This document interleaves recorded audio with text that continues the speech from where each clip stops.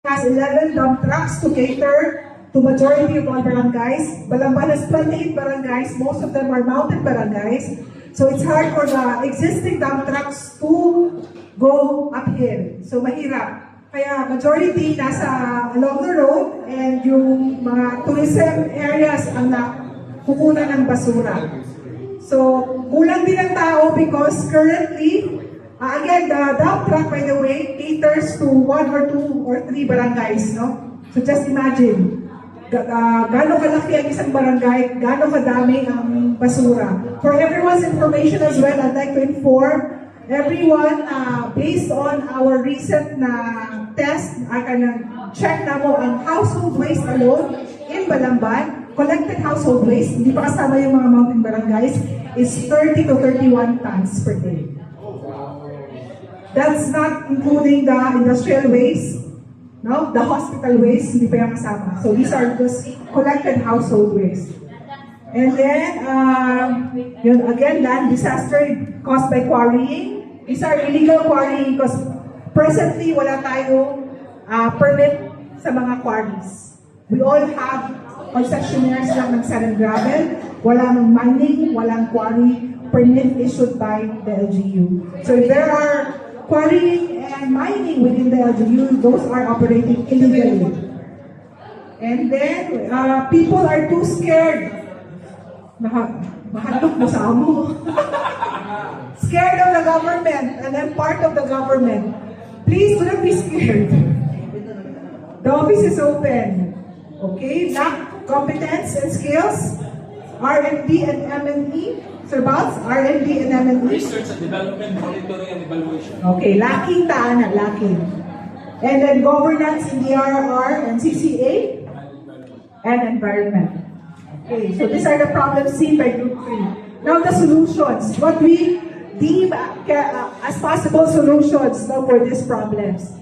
Review, of course, the backbone of all activities, all decisions, nasa legislation. So as solution should be review and updating of all environmental legislation. So what are existing legislations already sa lungsod? We should review it, update it, and then come up with more legislations na would be effective and will cater to the problems existing in the LGU. Strict implementation of all environmental laws, purchase of needed equipments, no? Ato ang dump truck, just typical dump truck, hindi siya compactor. Hindi siya compactor. So dump truck lang siya. And then our garbage collectors, ang atong dump truck is very taas. Ang taas niya. And yung collector natin medyo maliit. So just imagine the hard labor. No? So it's really that hard. So please do not underestimate also our garbage collectors. They're trying very hard. Mga gagmay sila maliliit. Ang mga garbage collectors ay laki ng dump truck. Integrated, diversified organic farming system. Also, monitoring the same of tourism sites, tourism activities, ordinance creation, strict implementation the same, review, regular and siguro, quarterly can be regular review of all laws or ordinances implemented, no, so that we can check if we are doing the right thing. Tourism, the same. Training, most especially local leaders, no, atong legislators, atong officials, from the barangay to the LGU officials. So they should be trained, no? They should know the legislation they are making. At times, it's just for compliance. No, they themselves doesn't have the background ba. So it's time for us to train all local leaders. And then stop the quarry. Stop the quarry. And then we should speak up now. So for all, not only for the officials, but for all citizens, no, of Balamban, you should speak up. Help each other. So collaboration, no, from different sectors.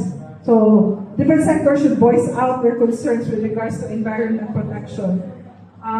Solution to address climate vulnerability in our community is to promote tree planting and mangrove reforestation. Actually, no. Sige na tree planting, pero it should be tree growing. It's not, ako personally, tree growing yun siya dapat.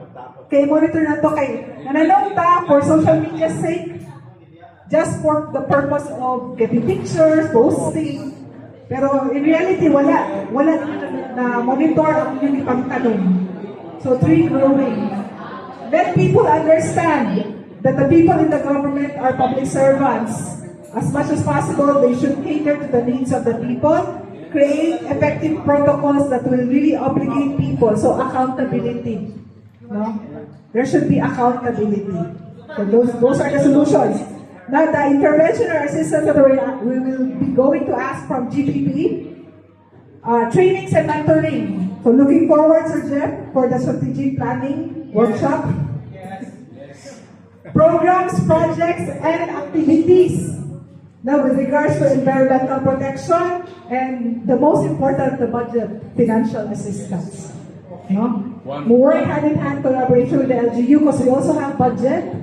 So we just need additional programs and projects and activities that the party can assist us. Okay? Intervention, lobbying for an organic farming policy.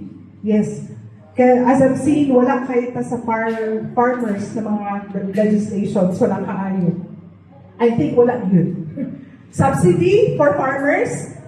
Actually, naan naman ta sa atong farmers naman dito yung budget for them. Naghatag tao, ilahang mga seedlings, and different programs under MAO. Ang ano lang siguro is to review kung asa ta nagkuwang. Kaya existing naman siya na atong budget. Okay? Intervention pag IEC. Yes. Information, education, campaign, very important. As I've seen, no, consultative meetings na ko initially when I entered Benro, most of the barangays, wala din sila.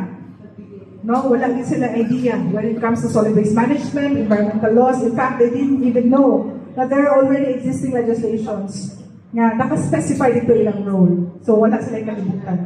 The same world. Next, green governance, funding, consultations, and LCE engagement. Because very important is the local chief executive. Without his will, without his direction and assistance, and ang kanyang pagpupuk yun niya, ang different na sectors and offices, wala yun na siya effect. Most especially if the LCE is not supportive. Thankfully, pag-uwa ito ang LCE nga, makalabay na karon sa kanan nato ang possible na mabuhat for the environment. Then train the people, training again, and gamay kay siya to the GPP, effectively address environmental and social issues in Central Visayas, especially climate vulnerability. And also to enforcement of environmental laws, the same. Conduct seminars, gihapon ta, create effective innovations that will really urge people to follow proper waste management and symposiums and training, so collaboration. So that is all. Any questions from